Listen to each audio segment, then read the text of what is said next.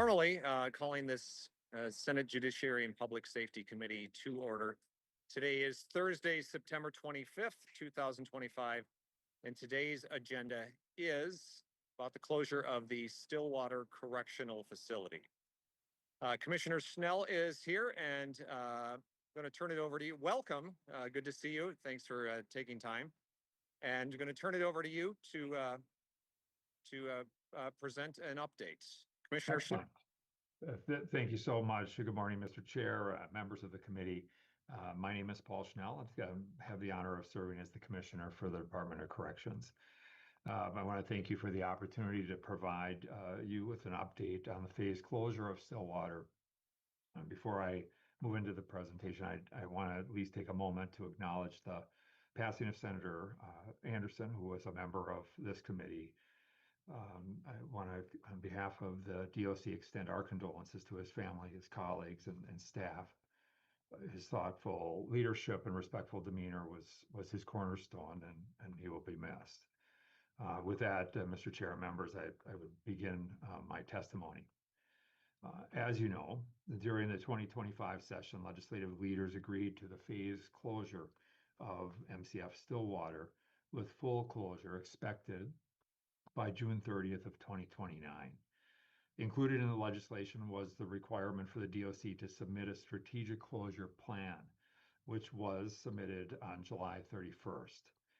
That plan outlined how we will minimize layoffs, maximize staff opportunities for transfer, communicate and engage with stakeholders, reduce disruption to incarcerated individuals, and ensure critical services like education, treatment, family visits, and case planning continues as smoothly as possible.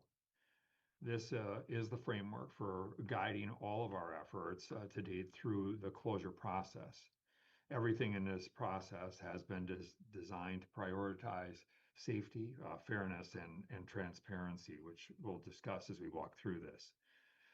The pace of Stillwater's closure and the steps we must take to accomplish it are largely driven by the budget directives. The DOC is expected to reduce Stillwater's budget by $20 million in fiscal year 26 as part of the phased closure process. On top of that, we face roughly a $10 million one-time closure-related costs. These costs include layoff expenses, costs tied to labor management agreements and MOUs, security upgrades in some instances, and increased staffing levels at other facilities to help facilitate the transfer process. This means our total savings target in 2026 must be $30 million. To get there, we needed to significantly downsize operations at Stillwater, reducing the facility's population and commensurate staffing levels by about 50%. And needed to achieve that for at least 9 months of this fiscal year. In order to achieve this, we needed to reach phase one by October 1st of this year, by next Wednesday, I believe. Looking forward, we will need to achieve additional savings in each of fiscal year, ramping up to $48 million in fiscal year 2029. Each future phase will build on the foundation we are setting in place now. At the end of the legislative session, Stillwater employed 567 staff. By October 1st, that number will decrease to 231. From the start, our priority has been to minimize layoffs and maximize those opportunities, as I mentioned. And one of the biggest challenges we faced was that under existing labor contracts, in particular AFSCME contracts, each of the facilities operates as its own seniority unit. This means that staff cannot simply transfer between facilities based on their seniority without additional agreements in place. So to address this, we worked very closely with AFSCME in this particular case to develop MOUs that would allow for staff movement where possible. Since May 15th, we have held 93 meetings with labor partners, the vast majority of those held in person. We implemented a standing weekly meeting with union leadership to share updates, discuss progress, and review plan communications jointly. Overall, our labor engagement has been very positive and solution focused, and we're grateful for their partnership. Back in June, we surveyed Stillwater staff to better understand their preferences for transfer. The survey was answered by more than 80% of Stillwater staff, and that feedback greatly helped inform MOU conversations. This summer, we established those MOUs with various bargaining units, allowing us to provide opportunity for staff transfer. In August, the DOC HR and labor partners met individually with each of the 347 impacted Stillwater employees to walk through their options and answer any questions they had. Beyond these meetings, the DOC also provided resources to help staff plan for their next steps.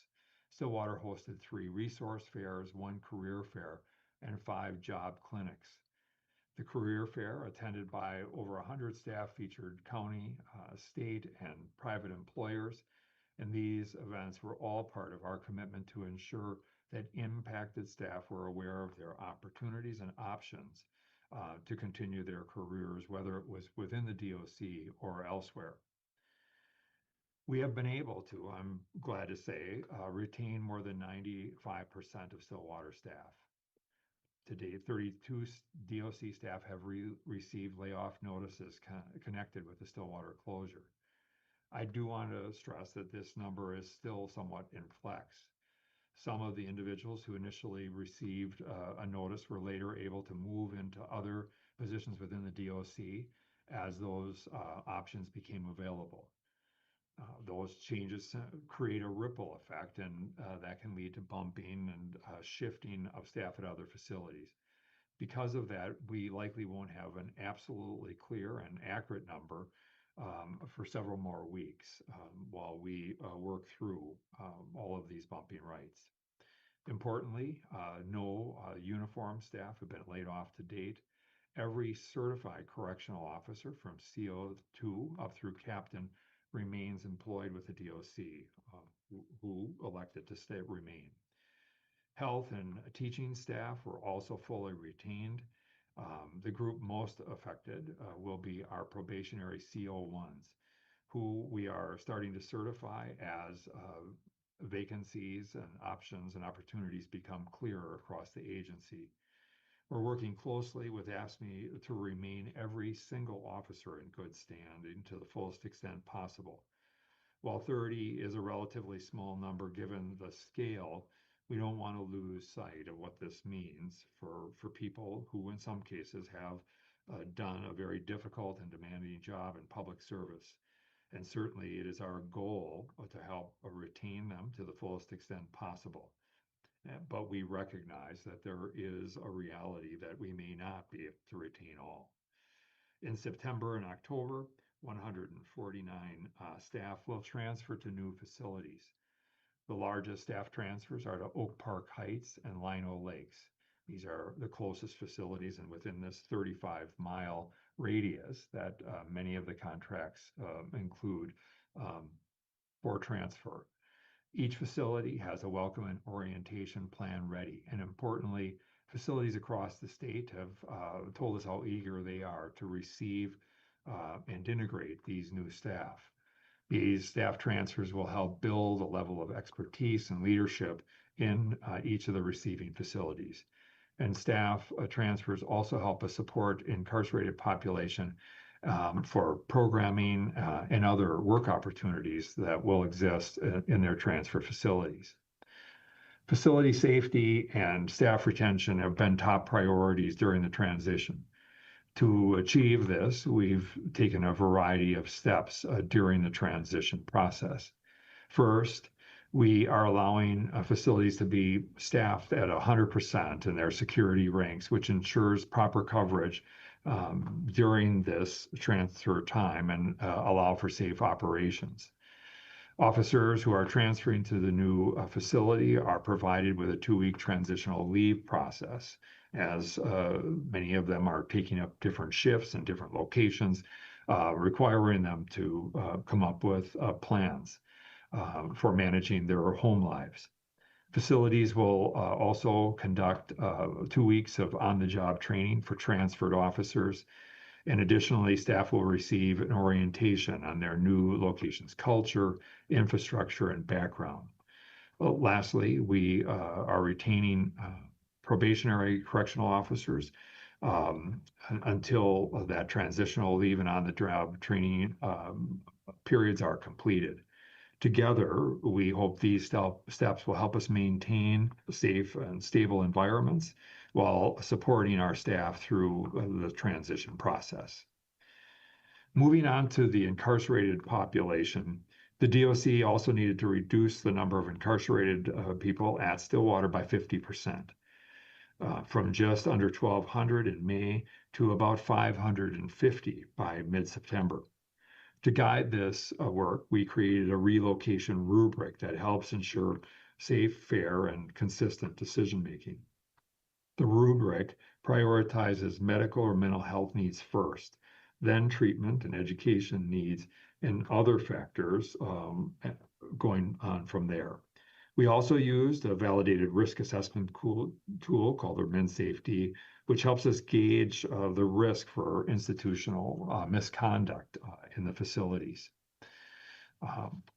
Additionally, we built coordination around case planning and tracking to allow for transfers to happen in the most mindful and thoughtful way possible.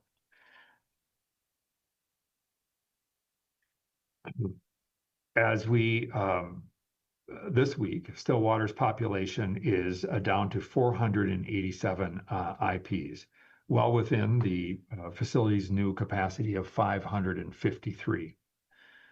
Since June, we've completed more than 2,000 transfers across the system. That includes 728 people transferred out of Stillwater and 244 people transferred in. The graph shows where those transfers occurred and where people were relocated across the system. Managing these transfers is like working on a sliding puzzle, finding the right spot for each individual across facilities that meets their individualized needs, but also looks at things like incompatibilities and security issues, with the goal being to minimize each person's movement and disruption to the fullest extent possible. Facility leaders have met at each prison with those individuals being transferred to their facilities to answer questions about the environment, job assignments, and much more. We use these conversations to inform weekly memos that go out to the incarcerated population across the system. Programming continuity remains a top priority, and each transfer is done intentionally. The relocation rubric helps guide appropriate placement decisions, and higher education students were transferred to facilities where they could continue attending classes. Specialty treatment, challenge incarceration program placement, and specialized programming beds are being fully utilized across the system and were filled first. We've also moved and have and will expand work opportunities at other sites across the system. Statewide, our population remains stable and manageable. Today, the total incarcerated population is 8,206, far lower than we saw throughout much of the 2010s, and a population of about 9,500 in 2019. This stability has given us the room we need to manage Stillwater's closure responsibly. However, we do want to acknowledge that DOC facilities are experiencing this increase in population that they haven't seen since prior to the pandemic. To manage this shift, we are actively looking at ways to expand programming and work assignment opportunities for the population. We also are working to maintain strong engagement in rehabilitation efforts to reduce idle populations. Looking ahead, and our bonding proposals will prioritize additional programming space, the need for specialty beds, and capacity across the system. As we reduce the facility's size, Stillwater will shift its focus to specialized living units. In phase one, all IPs at Stillwater will fit into three specific areas. First is the Atlantis program, which is Stillwater's inpatient substance use disorder treatment program. We are almost tripling the size of this, going from 36 beds to 90 beds. The DOC is, again, the largest substance use disorder treatment provider in the state, and approximately 77% of our population have this diagnosis. Second area is an earned living units. This will house approximately 310 individuals. The residents here have greater movement opportunities, responsibilities, and choices. Those 310 of 860 IPs who applied with an established wait list were deemed qualified to come into that program and now occupy 2 units that we are calling earned living units. Stillwater is also serving as the placement site for individuals with long-term restrictive housing needs. IPs in this unit will be transferred back to their sending facility after they've completed their restrictive housing sentences and any step-down processes that need to be managed. Even in transition, Stillwater will continue to serve specialized and systemic needs across the system. As we move beyond phase one, we are actively looking at Stillwater's next phase reductions to ensure that we can achieve the operational savings required each fiscal year.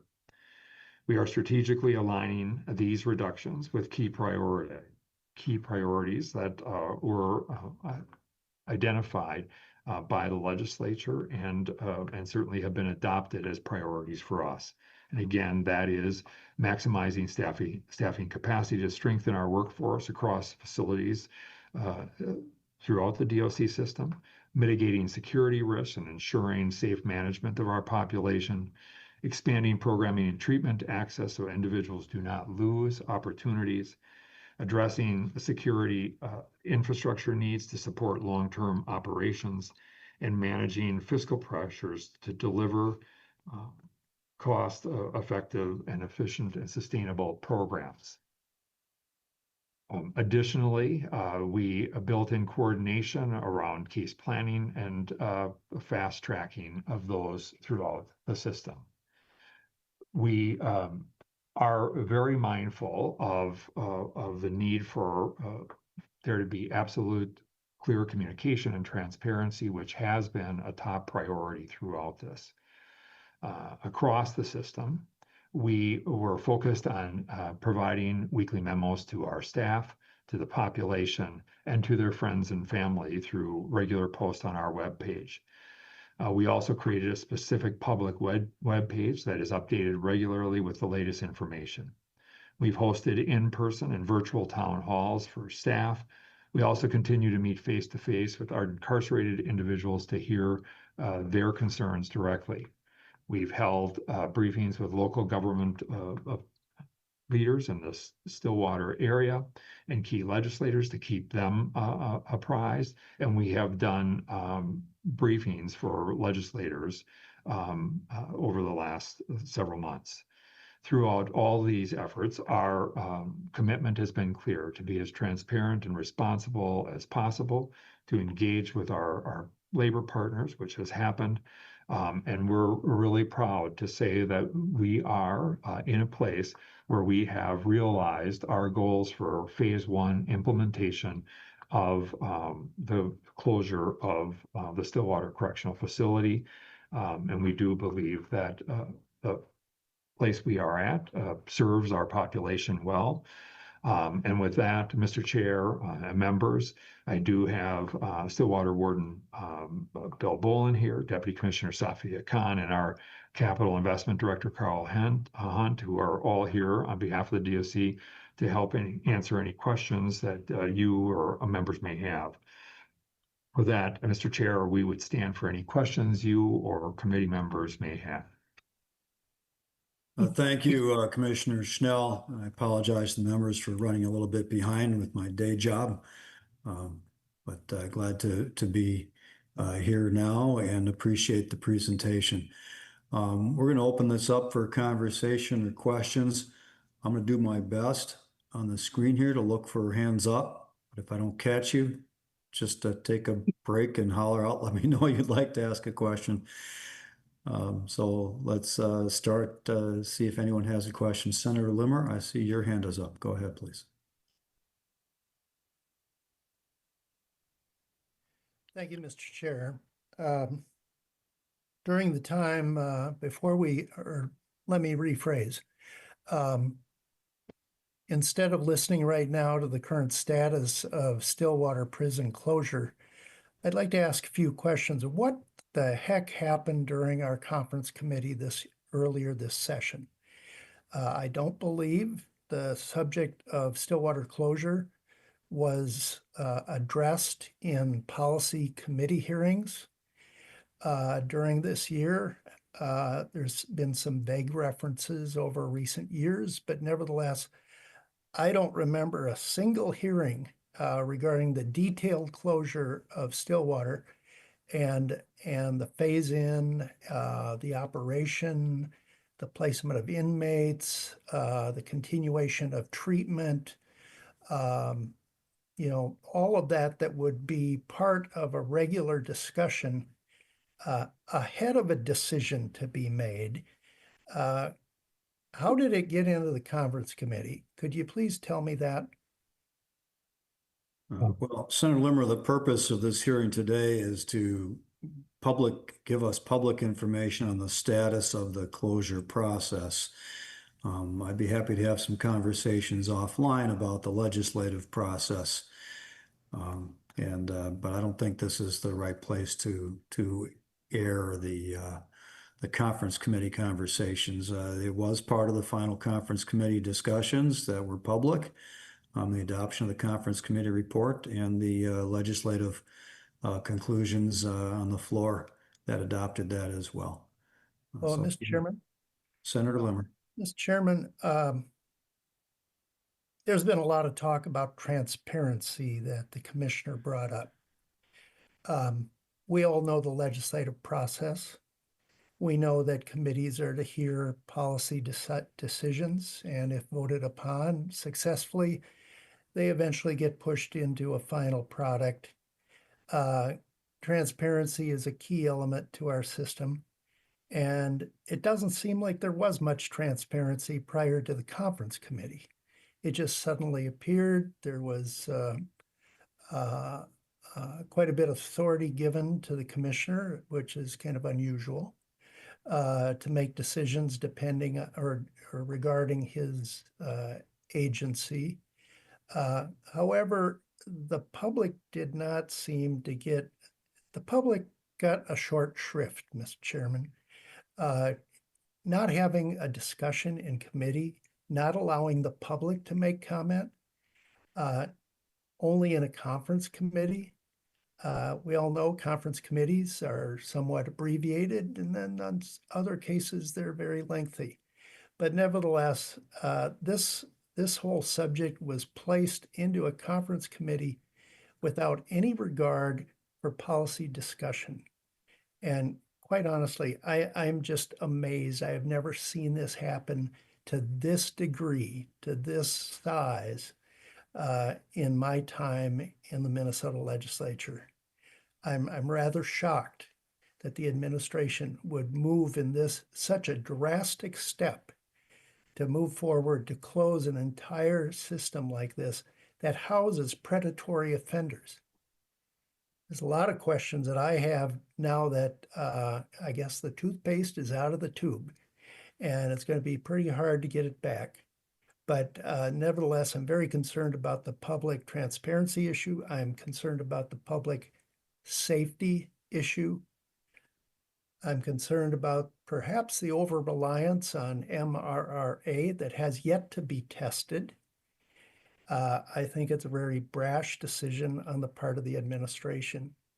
And I make this comment in protest to the lack of process, democratic process that this whole decision has been made.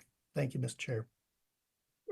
Mr. Chair, if I could just respond Commissioner a Schnell. bit without going into an area that you don't want to, but I also want to be really clear that, as I understand it, there was a challenge that the state faced. Certainly, part of that was grounded in the very low target that the committee had for funding the agency. And in the end, I want to be really crystal clear. I hear the push to say that this is entirely an administration decision, but I want to be clear that this came about as a result of some negotiations between legislative leadership, including leadership from, in this case, from the GOP side, and that we're a part of signing off on this movement. I'm not a party to that, all of what happened there, but at some point we did, answer some questions for people around what would be possible here. But I think to just assert that this was strictly something that the administration just pushed through does not reflect the totality of leadership. That said, I recognize that typically hearings would be a matter of this process, and I don't want to diminish or minimize that at all. In the end, the agency responsibility was to, and the administration responsibility of the branch is to implement the direction that is put forward, and I think we have done that with a level of transparency that has guided us through this, largely coming out of some of the direction that was established through the conference committee process about what had to be prioritized. Senator Kroon. Thank you, Mr. Chair. And just to slightly push back, Senate Republicans didn't have any involvement in that process at all, just for the record, which is probably why you're getting the most resistance from our caucus, because we had literally no involvement in it. However, I'll move on to my question. I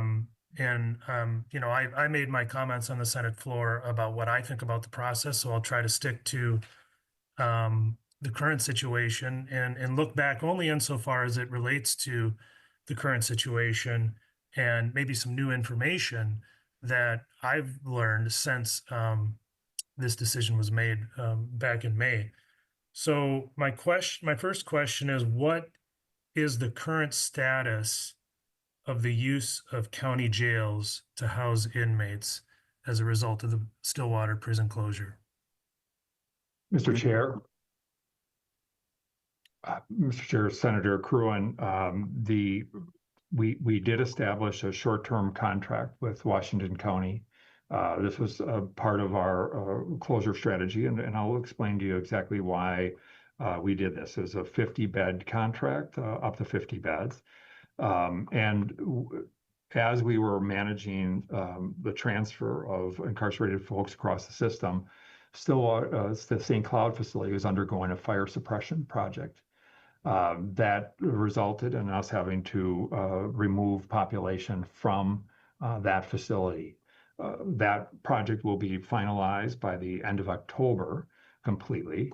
But we did use, as part of these one-time closure costs, some dollars on a short-term contract with Washington County to be able to house up to 50 people to allow us to manage the transfers.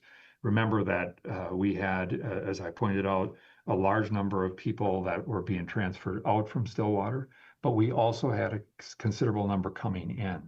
And so in order to help manage the transfer and the movement, that contract became a necessity due only to the reality of the St. Cloud project that was ongoing and continues to be ongoing.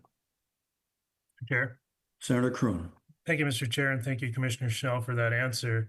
And I guess what I'm struggling with here, and I understand there's a project going on in St. Cloud, but to have to enter into a contract with the counties for bed space within a month or two after this process started, I think just shows the lack of a plan and how we would go about closing a major prison in this state.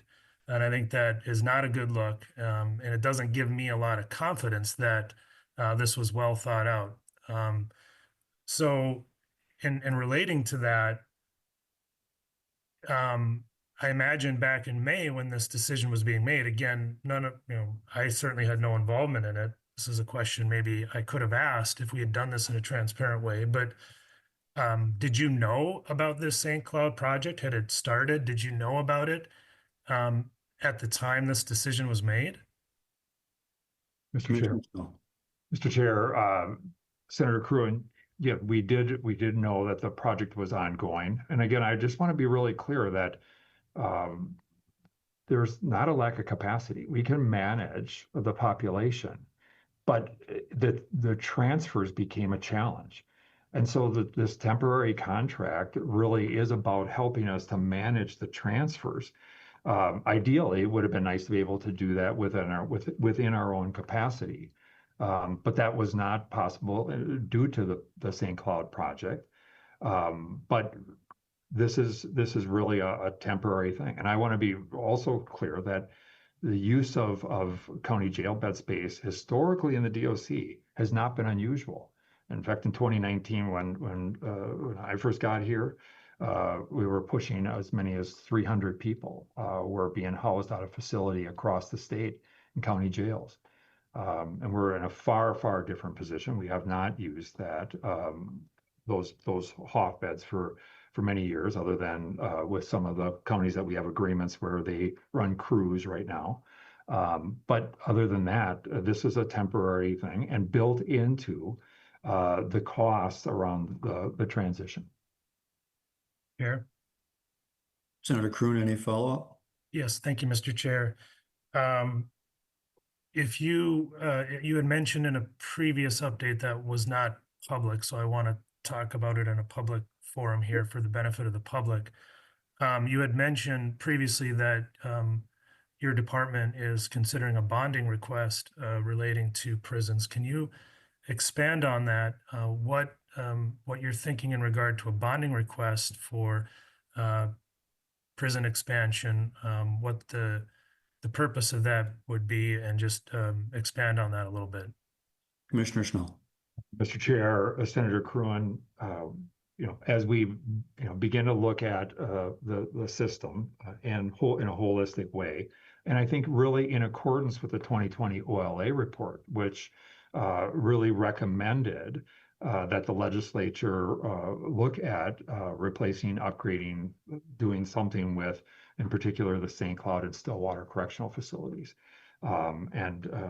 This report was done and walked through, and I think we're really in a position where with the Stillwater closure, we're going to need to ultimately, as state policymakers, are going to have to struggle with eventually what is the plan for St. Cloud. We know that the replacement of Stillwater on site to kind of reconnoiter that facility was going to be $1.3 billion. St. Cloud will be in excess of $700 million. Again, very old and antiquated infrastructure that is not as safe and modern and costs more to operate.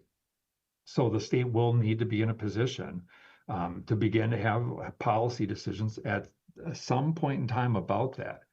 And in order to make sure that we're planning and being thoughtful about the future, we looked at a 2017 study that was done around looking at adding capacity at the Faribault site to add some modern, what we call K buildings, infrastructure, more direct observation type sites at that location. And we're simply right now pulling those 2017, 2018 study up and then looking at what the costing would be around that. Because we do think it's responsible for us to begin to think about as part of this, what does the future look like for Minnesota's prison system? And how do we not get into a position where we have really serious infrastructure challenges at St. Cloud, and that we're in a position where we're going to be forced to do something. So to really be mindful about the future, we are looking at dusting off and intend to at some point bring forward proposals around some capacity expansion in the system. So that there is a level of readiness, whether that conversation about St. Cloud happens in 4 years or 10 years, at least the state is in a position to be able to manage capacity and do so safely and with more modern infrastructure. Chair, follow-up? Senator Kroon. Thank you, Mr. Chair. Did I hear you right that the bonding request is going to be in conjunction with what I'm hearing, and correct me if I'm wrong, a potential closure of the St. Cloud facility at some point in the future? Is that, do you have any plans, either short-term or long-term, to close the St. Cloud facility? Commissioner Schnell. Mr. Chair, Senator Kroon, no, that has, again, I go back to how I started.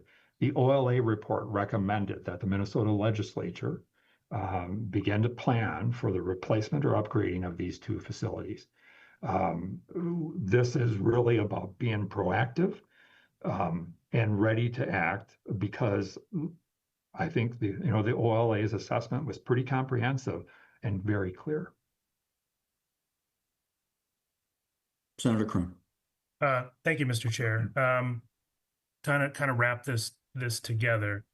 I know you said that the 50-bed contract with Washington County Jail had to do with transfer challenges and not necessarily capacity issues of itself. And now I'm hearing that the bonding request is long-term. It seems to me, just my general comment here, is that's putting the cart before the horse. I mean, it seems to me we should have had these bonding requests and long-term expansion plans discussion before we close Stillwater. That's just my commentary. But my final question for now is, I understand, like you said, this is a challenge with transfer requests, which I don't fully understand how that's independent from capacity issues. But if the county jail space is needed now, and we're only a few months into this closure process, and there are still, I believe you said 400 some inmates in Stillwater currently right now. And what will happen once Stillwater is fully and finally closed, and there isn't any expansion at any of other facilities, and you have some sort of renovation project at any of the facilities? Aren't we going to run into a space issue again? Commissioner Schnell. Mr. Chair, Senator Kroon, we likely will. And I will just say that this has been and will continue to be a historic issue, because some of these upgrade things happen. And we've had to, depending upon our population, as I mentioned before, use HOF, housing out of facility. That said, we have the capacity to manage our population today. The completion of that project and using all available bed space, we have the capacity to meet our population demands. Thank you. Senator Howe. Thank you, Mr. Chair, and Commissioner Schnell. Good to see you. I don't want to disagree with you, but when I do this simple math, it looks like to me that when Stillwater's closed, at the current population, we're going to be hundreds of beds short. And I understand that maybe you're planning to let some folks out, but to me, if you're going to run all these facilities at maximum capacity, That doesn't give us much room if we want to, such as has been proposed, to raise the penalty for impersonating an officer and incarcerate people longer. What does that, when we come to you with a bill that does that, that's going to have a cost. How much does that raise our cost? Because we're going to have to house these facilities, these people, these inmates, either at a county facility or in another state. So what are those costs going to be, and what's that increase of the cost of increasing those facilities, those incarceration rates? Mr. Chair. Commissioner. Mr. Chair, Senator Howe, I appreciate that. I would just say this, that we do not believe, when we look at the projections, and we understand that we're monitoring some of the work that's being done by the Sentencing Guidelines Commission, where there may be some increases in terms of changes to how certain offenses are placed on the grid, which could impact incarceration. We're tracking all of that, and nothing right now provides any significant concern about our ability to manage population. As was noted, when you look at our population going back into the early 2010s, 2015, 2014, where we were at over 10,500, we're now roughly over 2,000 beds less than that. And we were relying heavily on HOF at that time. We believe that our ability to manage our population, we will be using all beds, which really is an important part of maintaining our costs, is to maximize the use of our facilities to the fullest extent possible. And we had a history of doing that in this state. And so I do not believe that there will be any significant demand, other than perhaps short term, if we have to manage a project, whatever that may look like. But I do believe that we will be able to manage. And looking at population projections that are coming out of, done by both the DOC research as well as the Sentencing Guidelines Commission, we do not anticipate a big spike in population. Senator Howe. Mr. Chair. Thank you, Mr. Chair. And Commissioner Schell, I guess, let me reiterate the one question I do have. What does it cost us per inmate to house someone in the county facility? Commissioner. Mr. Chair, Senator Howe, right now we're paying approximately $90, between $80 and $90, depending upon the county, per day. Senator Howe. Thank you, Mr. Chair, and Commissioner Schnell. Thank you for that answer. I guess I've got concern and when you say we were proactive, I think proactive would have been planning what we have to do here before we started this process. You know, I've got some concerns because I've got a lot of friends that work in the correctional facilities, and I have an understanding that you had one of your staff that actually suggested pouring concrete down drains and into toilets to make sure that if the governor gets changed, he didn't want them to be able to reopen Stillwater. I understand that has not happened, but I am concerned that we have people in high-level positions in your staff that actually would even make that suggestion to make sure that facility closes, and by sabotaging the public facilities of that structure. So I'm hope that something of a reprimand or something comes down, because that should not happen, and that should not be tolerated by people in your staff. Thank you. Senator Howe, that's a pretty serious accusation. I hope you've got adequate foundation for that. Commissioner Schnell. And Mr. Chair, thank you for that. Senator Howe, I would just say that that assertion is absurd. If it came from nothing that we've ever said would suggest that one iota. And so I would love to hear which leader you're suggesting made that claim, because it is patently false. Mr. Chair, Senator Howell, follow up on that? absolutely. Commissioner, I can provide you, the name, and it was on a Zoom call. Okay, So thank you. I would love to, I'll connect with you offline, and I'd love to address that. Senator Pappas. Thank you, Mr. Chair. I apologize for my voice. I'm just getting over a cold. I just wanted to mention for members that are relatively new on the committee that the closure of Stillwater has been discussed for possibly decades. It's my understanding that when Oak Park Heights was built, the intention at that point was to close Stillwater.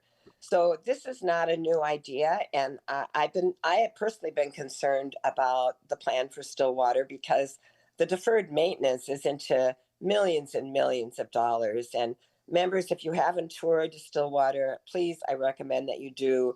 It's out of a prison movie from 100 years ago. Oh, hello, that prison is 130 years old, with 5 tiers and no air conditioning, and very, very challenging for both the incarcerated people and the staff that work there. So I pull off the Band-Aid, you've got to do it. And I feel like there's been, from Commissioner Schnell's presentation, there has been a lot of planning, certainly a lot of planning with the staff and with IPs. And obviously no one's going to be happy totally. And the aren't happy are the ones we probably hear from. Senator Pappas, you're breaking up a little bit. I was just saying, we really do need to upgrade these prisons and especially provide more programming space. Am I coming in and out? Go ahead and Sorry. finish if you can. Thanks. Senator Limmer. Thank you, Mr. Chair.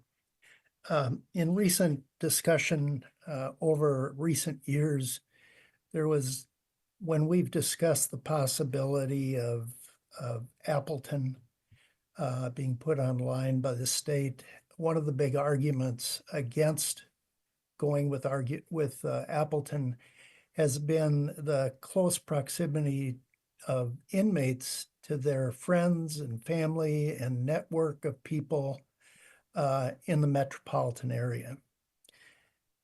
With Stillwater closing, we will be removing a metropolitan-based prison. Has there been any discussion about the effect inmates will absorb not being close to their relatives or their friends or any available network? That was always a major consideration by the legislature when they decided not to employ the Appleton private prison. And so I'm kind of confused if this is a new direction that the Department of Corrections has no longer considered. Moving inmates to a variety of other locations and faraway prisons make it a hardship for families to visit their loved ones in a prison. Commissioner Schnell, could you tell me if there's been any discussion about that in the consideration of closing Stillwater? Before the commissioner responds, I'll just note, Senator Limmer, that another major and for many of us primary concern about Appleton is that it would have been a private for-profit operation, for-profit corporation, which would have existed for the explicit purpose of bringing monetary profits to its owners and shareholders, not taking care of the needs of prisoners and the state. Mr. Chairman, some Senator of us Whitmer. kind of like the idea of privatization. I understand. As a competitor to the public system, a little competition goes a long way. I understand, but just have to make sure that was also understood publicly. That was also, for many of us, the primary reason not to want to open Appleton. But Commissioner Schnell, to Senator Limmer's question about geographic proximity. Mr. Chair, Senator Limmer, certainly we know the benefit and the effect of visiting. And I just want to be really clear that while it is nice to have that metro facility, at the same time, we do not place strictly on the basis of where family is located. We simply can't. Part of that's based on the classification of the facility. Part of it's based on where we deliver services that an individual may need. But I would also point out that today, as we see the emerging possibilities of technology, the very technology we're using, these become ways that we can we seek to increase people's access to connection with families. Obviously, phone calls is a part of that, and as well, we are doing a project right now of looking at the expansion of other types of possibilities for video visitation that can be done in a very low cost manner, but would allow for both the security issues to be addressed as well as making sure that people have contact with family. Mr. Chairman. Senator Limmer. Thank you, Mr. Chairman. I would take it now that proximity to families versus the location of a prison is now at the very best a secondary consideration by the Department of Corrections, whereas before it was a primary argument against a new prison a few years ago. Shifting the subject a little bit, how many individual staff members will be laid off as a result of this closure of Stillwater Prison? Commissioner Schnell. Mr. Chair, Senator Limmer, as I mentioned, there's been 32 layoff notices. That does not necessarily mean that they will be subject to layoff, because as we work through the ripple effect of this and people's classification and bumping rights that are forwarded through the labor agreements that exist, that really, we'll have a better sense of that in the coming weeks. In addition, we are working through the CO1s, which is the probationary corrections officers. And that is the place where perhaps the biggest impact could come. And yet we are looking at what possibilities exist for them to even transfer to other facilities. And we have a number of them that are electing to take current vacancies at St. Cloud or Red Wing or Shakopee, Faribault. So those positions, there will be, we believe, many opportunities for them along the way. When all is said and done, and we won't have an absolutely clear sense until the end of October, as we have the retraining completed, as well as the transition leave that is part of this process. Once that's completed, we will have a better sense. But we really hope and to minimize that to the fullest extent possible. While this move, as you heard, impacted hundreds of staff, the agency has largely been able to absorb those staff into existing vacancies. And we've been very intentional about holding vacancies to make sure that we do have places and spaces for people to land to the fullest extent possible. Mr. Chair. Senator Limmer. I would have thought that at this stage, the department would have a better estimate of how many staff might be laid off by the closing of a very large prison system. I don't know the complement of staff numbers in the Stillwater prison facility, but nevertheless, I would think there'd be some number.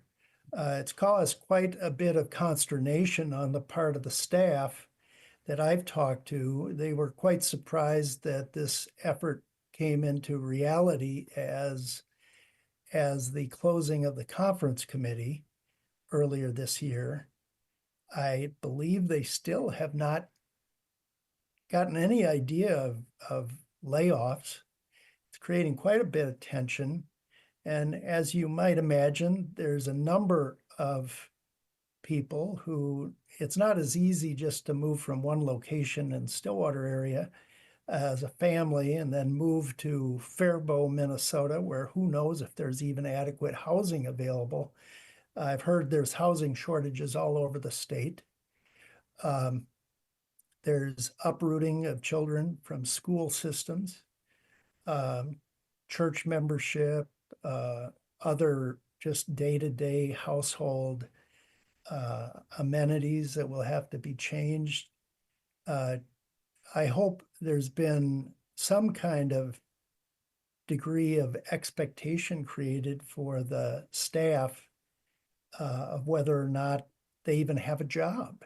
And quite honestly, I find it rather incredulous that the commissioner can't give an idea of how many would be laid off at this point. Closing down a huge facility, there's got to be some estimate, even if it's a low estimate. But, and then with the advent of some people moving, are we as a state going to cover the moving expenses for these individual employees? Other corporations that in the private sector, if there's a forced move to a new location that requires a move, usually there's expenses that are covered. That can be rather pricey for some people. And let's face it, the salaries aren't that fantastic at the prison employment level. So I hope we've really done a lot of work in really focusing on the staff needs, not just the materialistic view of closing a facility. I'm just surprised we don't have a number of the layoffs, or is that to be sprung on the staff later at the very last second? Commissioner Schnell. Mr. Chair, Senator Lemmer, as I mentioned during the presentation, we have met our labor folks and labor partners, met with every single impacted staff person. And some of this is simply, as I said, right now we have 32 layoff notices that have been issued. And we are working to see what the implications of that could end up being 30 layoffs. But there are, in many cases, there are opportunities that exist that may be of a level lower or a previous classification that someone held. And we have to work through all of the requirements that are established by virtue of a person's history of service, their bumping rights in accordance with their labor contracts. That's why it becomes somewhat difficult. On the priority for the labor unions was to really try to maximize keeping all staff, but in particular, those staff that are certified. As mentioned, we are working to certify probationary employees as their probation terms come up, which is a year. And so we've been really working to do that and have certified a number of them during the course of this process. So I think to assert that we're not being transparent or connecting with staff simply isn't the case. We understand that this has very pronounced and profound implications for staff. And I've met with them a number of times, have had communications with a number of them, but our HR team has been actively engaged with them. And we've been communicating with them both directly and in concert and connection with the labor partners who I would just remind folks is and are the official representative of those staff. And we've really worked at both the individual level of communication collectively with our labor partners, but our HR team and labor staff have met and union staff have met with each individual impacted staff person along the way. Mr. Chairman. Senator Limmer. On a lighter note, I've gotten a lot of calls on the subject of canine units. And canine units, I believe there was quite a few canine units in the system. And now they will be retired in some way or moved off to other sites.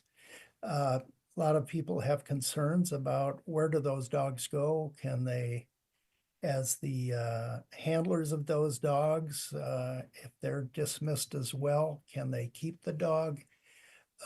What happens to the dogs? Not to mention, what happens to the handlers? Can they move laterally to a different agency, a police department, BCA? Could you give me a little idea on behalf of those concerns? Commissioner Schnell. Mr. Chair, Senator Limmer, I believe you may have received the communication I sent out related to the letter that you and others signed on to around the canine program. The dogs do, and we have a process for when dogs are retired, either by virtue of an agency decision or just age, a process whereby handlers can assume ownership of those dogs, which only makes good sense given the bond and connection that gets established. All of the canine officers are members of their respective union and have rights afforded to them related to employment. They're corrections officers, and so they all have positions that are aligned with their seniority at their respective facility. As was mentioned, we are maintaining two single-purpose dogs, drug detection dogs that will serve the system and be moved across the system, where both our intelligence folks and others can believe that those dogs can best serve needs if concerns arise. And then we will deploy those two drug detection dogs across the system, because this is one of the areas of particular concern is the use of drugs in the facilities and how that affects behaviors.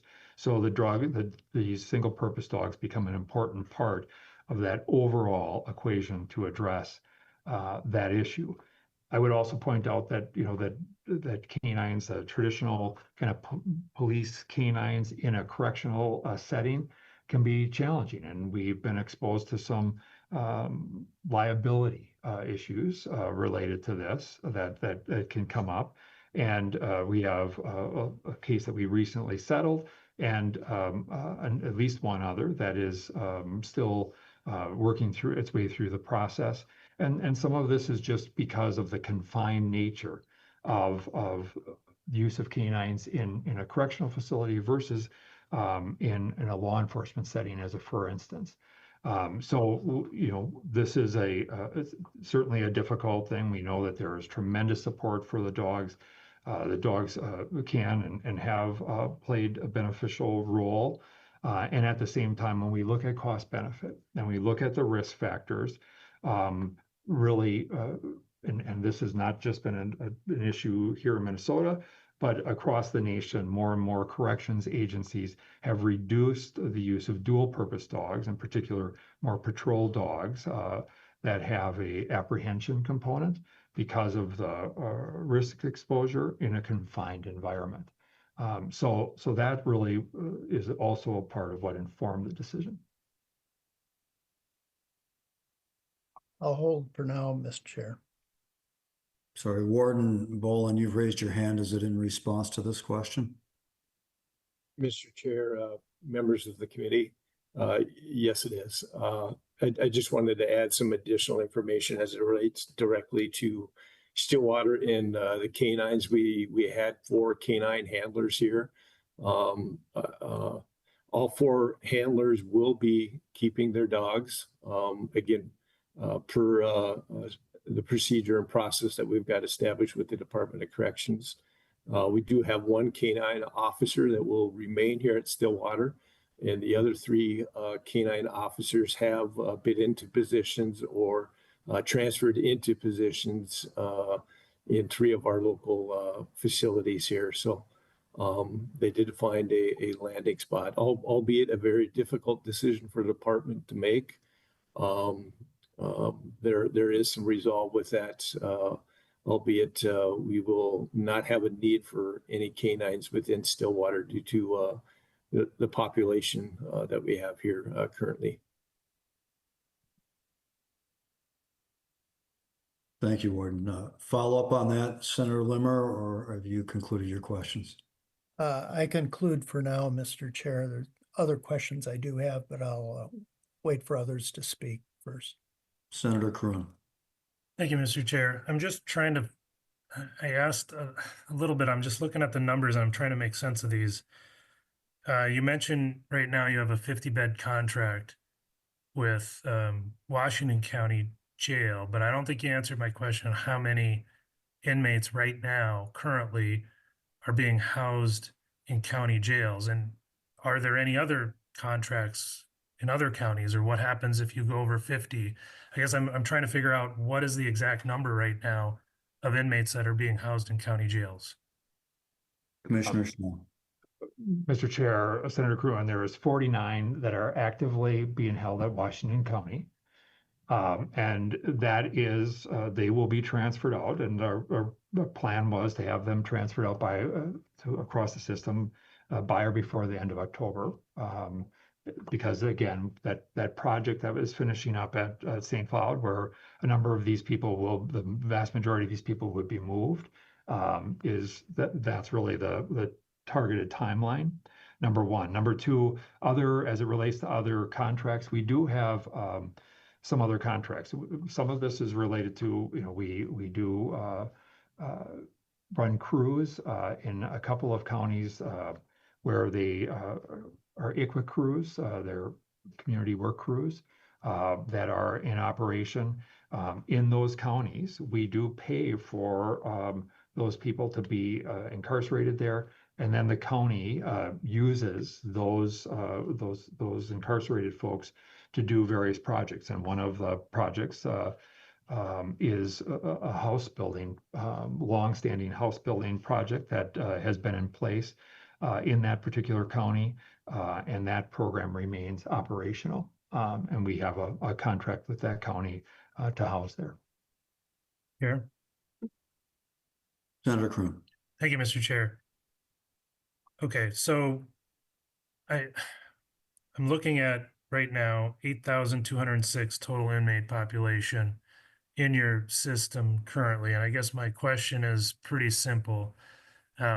Once St. Cloud is up and running again with its renovation project, and Stillwater's closed, if the inmate population remains at about 8,200 inmates, will the system have enough space to house all the inmates, or does this plan depend on a reduction in the overall number of inmates in the system?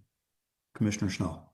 Mr. Chair, we do believe that we would have capacity to address this. Nonetheless, we are relying on, and I'll just give you another example: Challenge Incarceration Program, longstanding program in the state.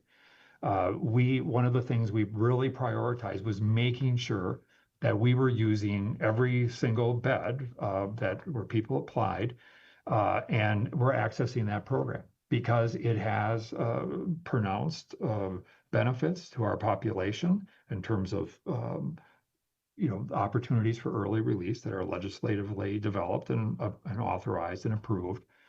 And nonetheless, I would also add that program is exceedingly effective. And that research is borne out. So we want to make sure that we're pulling all available levers to get the best correctional outcomes that we possibly can. And use of CIP as for instance, and maximizing every available bed is and should be a part of our strategy. Mr. Chair. Senator Cronin.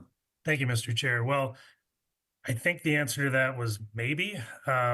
I'm not sure I got a good answer to that, but my concern is in the slide deck that you had earlier in the presentation, we can see the fluctuation with prison populations over the years. And, wasn't that long ago when we were over 10,000, almost 11,000 inmates. And I understand you want, to get that number down and utilize alternative corrections. I get all that, but I think history has shown us that the overall prison population is going to fluctuate. And if the answer is kind of maybe to whether or not we can house 8,200, I really am concerned about what happens if that number goes above 8,200. And it sounds like our prison capacity just won't be able to handle that. And I guess that's my fundamental concern here. If you want to comment on that. Commissioner Schnell. Mr. Chair, Senator Cruin, we believe that we will be able to manage our population now and into the future, even with the closure of Stillwater. But that said, there is no secret about the fact that we want to make sure that we are using all available effective opportunities as we go forward. And we should do that. And we need to be responsible about figuring out what the future of corrections looks like for our state as it relates to antiquated infrastructure that has been discussed year after year after year long before this administration.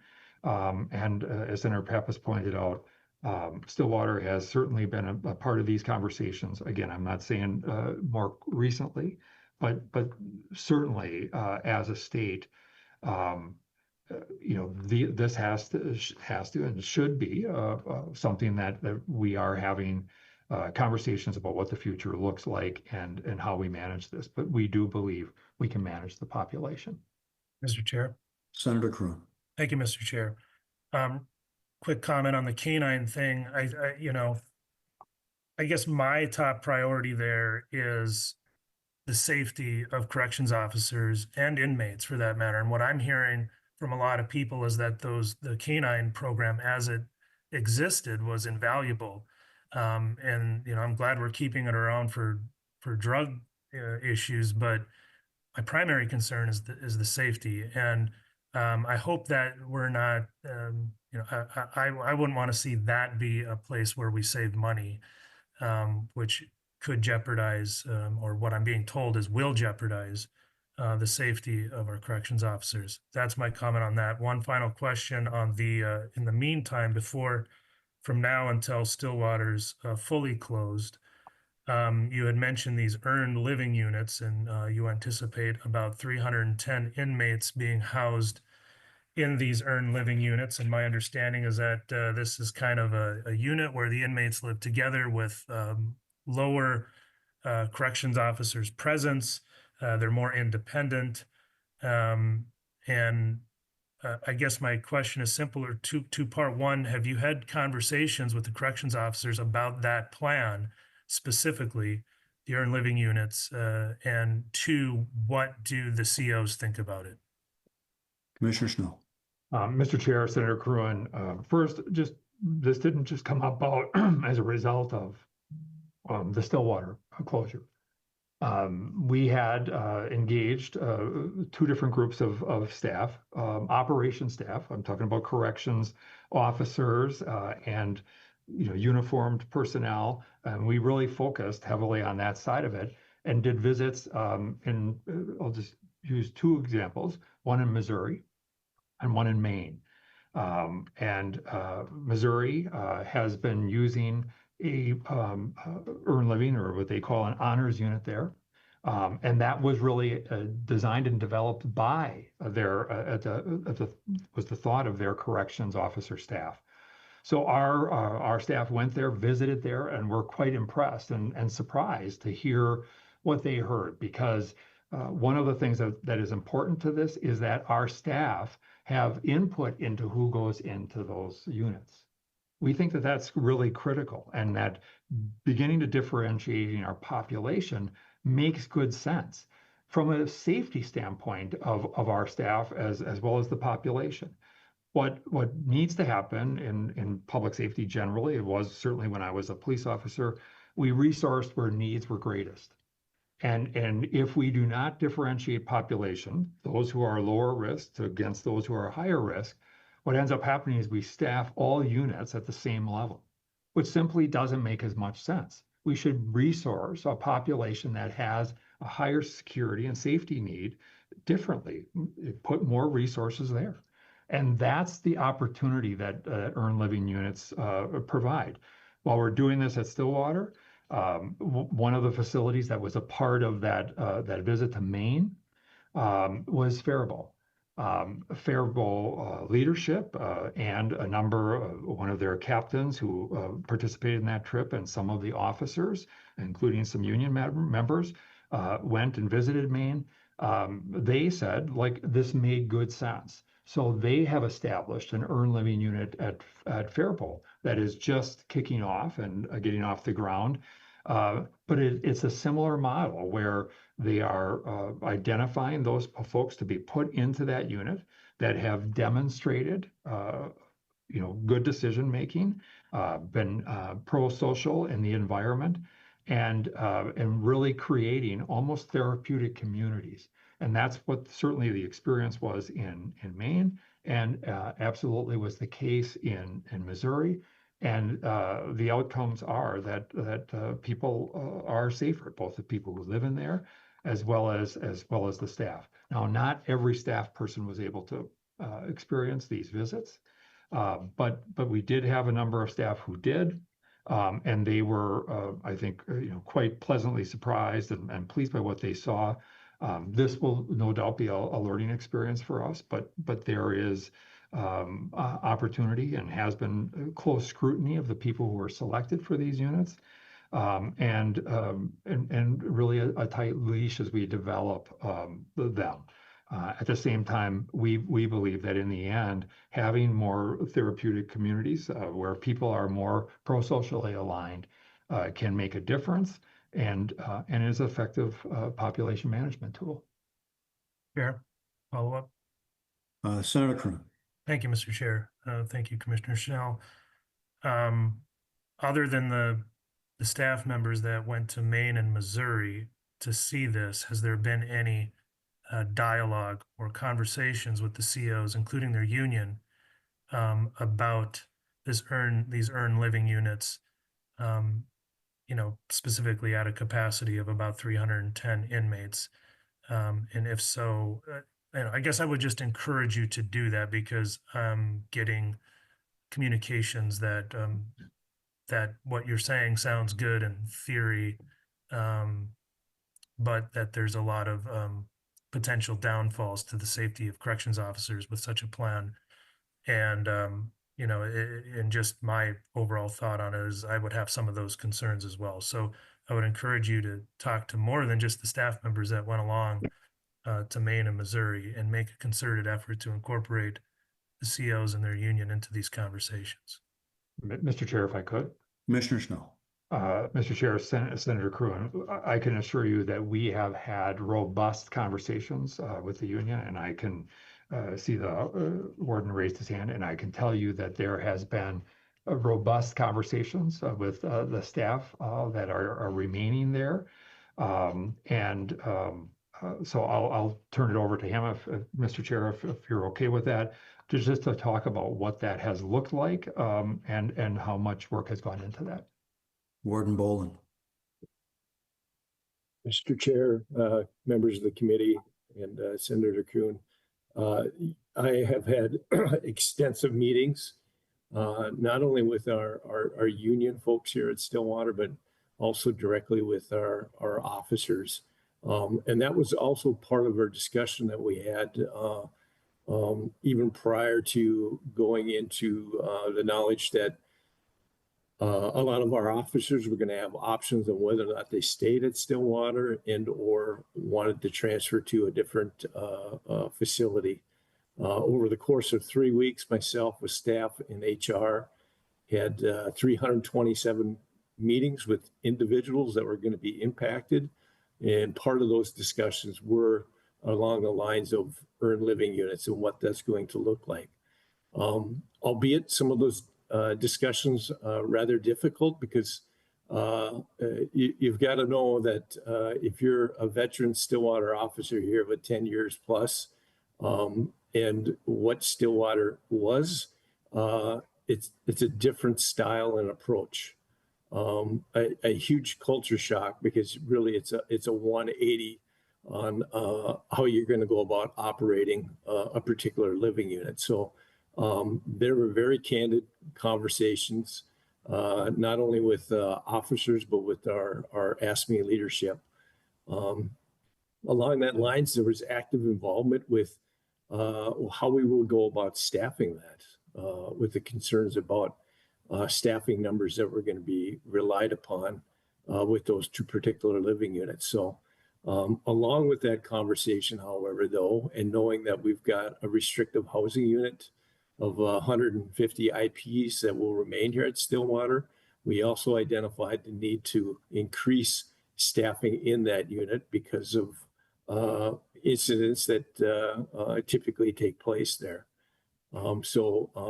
Just to provide some insight to the community members, there was a lot of discussions with officers in our unions. Mr. Chair. Thank you, Commissioner. Senator Limmer. Thank you, Mr. Chair. Speaking of unions, I've spoken with union leaders as well as rank and file regarding this shift away from Stillwater. One of the concerns, numerous concerns that they had, was in the event that someone would transfer from one location to another, and that would mean that you'd be shifting out of one collective bargaining unit to another, one union to a different union. I believe there's AFSCME and Teamsters that are share in the union bargaining with the Department of Corrections. Would salary levels remain the same if someone shifted from one location to another? Other collective bargaining terms were a concern for union members. Could you please explain to me how that will morph from one labor union entity to another? Commissioner And Schnell. will they recognize the seniority and place themselves, do they interrupt the seniority in the new location? Commissioner Schnell. Mr. Chair, Senator Limmer, first, just from a security rank standpoint, AFSCME represents as the exclusive representative for all corrections officers. COs really 1 through 3. That's really the probationary staff who, and through sergeant, and then lieutenants and captains are covered by MMA. So transferring from, for instance, Stillwater to Lino, that was done through MOU because each facility, as mentioned, is its own seniority unit. And so that ability to transfer did not exist really prior to MOU. But there, through the MOU process, we did recognize seniority as a part of that in those transfers. There could be some implications for some around if you were a sergeant at Stillwater, you may go to a CO2 at another facility. Their part of the MOU process was to provide some opportunities for people to maintain pay, allowing them, and this has been state practice, where allowing them to ultimately get caught up as the scale goes up and as their step increases get applied. So that has happened across the system. The only way there could be some implications is, for instance, if you had a case manager that was impacted but had a prior classification as a CO, they may have some bumping rights. And this is where, the working through and mapping the implications is not as simple of you have a job or you don't, because people's history of employment, what classifications they were certified in previously, all have implications from the standpoint of labor agreements. And we worked diligently to follow them and ensure that we would minimize impact. And where impact occurred, it was done through MOU and negotiation with the particular bargaining unit. Mr. Chair. Senator Commissioner, I don't know, I don't remember if you answered my earlier question. Are moving expenses covered? Will they be reimbursed to the individual if they happen to transfer from one regional area to another? Commissioner Schnell. Mr. Chair, Senator Limmer, To the extent that the labor union contracts allow for reimbursement, there can be some expenses that are reimbursed by the state. And we factored some of this into our planning as part of, the one-time costs associated with this closure. I can tell you that I'm aware of maybe one or two that this may become a factor. And right now, that's the extent of it. Mr. Chair, Senator, in order to facilitate inmate movement from Stillwater to other locations, will double bunking be involved in these other locations? Commissioner Schnell. Mr. Chair, Senator Limmer, our state has relied on double bunking across the board, and that remains a reality at places like St. Cloud, like Rush City, like many of our facilities across the system. So that's not a change really in process. We will be maximizing the use of our bed space across the system when this closure is fully implemented. Mr. Chairman, I was Senator Limmer. under the understanding that double bunking was not currently used in Minnesota in the prison system. However, it may be still on the books that it would be allowed. Am I right in my presumption? Does double bunking actually occur in prisons in Minnesota at this current time prior to any movement of inmates from Stillwater? Commissioner Schnell. Mr. Chair, Senator Limmer, yes, it has been the long-standing practice of Minnesota's Department of Corrections to do double bunking. And as we've talked about before, Rush City, as a for instance, was initially designed as a single bunk facility. In the end, policy decision was made to double bunk that facility, and so that is and continues to be the practice in many of our facilities. We have some that have some different designs, dorm style and so forth, depending upon the location. Mr. Chair, I've been told by practitioners in the prison that changes a completely different atmosphere in the managing of a prison when double bunking is present. It just creates a different management system. There's different tensions that develop between individuals that share a confined space. That gets reflected into how they integrate into the greater prison population. And I've been told that it's not the most ideal situation for prison management. Mr. Chair, if I could. Commissioner Schnell. Mr. Chair, Senator Limmer, I just want to be, again, crystal clear that double bunking, while certainly not optimal, has been the state's practice forever.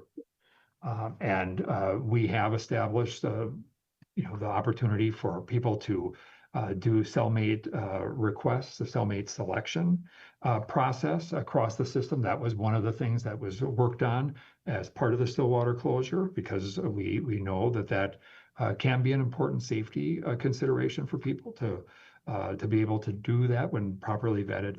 So, but I want to be clear that double bunking is not the consequence of Stillwater. Double bunking is and has been a longstanding practice within the Department of Corrections. Chair, should I conclude though that double bunking will be on the rise as Stillwater closes? Commissioner Schnell. Mr. Chair, Senator Limmer, I mean, we will maximize the use of our bed space across the system. But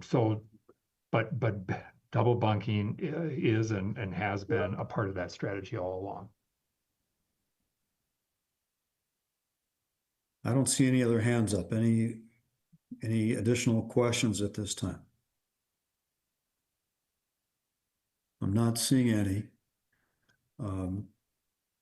Members, the My understanding is that the other legislative body also intends to have a follow-up public hearing of this nature sometime before the end of the calendar year, but of course that's up to them how they wish to proceed. My understanding, Commissioner, is also that your agency has been submitting reports, is that right, or updates to our committee and other legislative leaders, which are also, I understand, available publicly. Is that correct, Commissioner?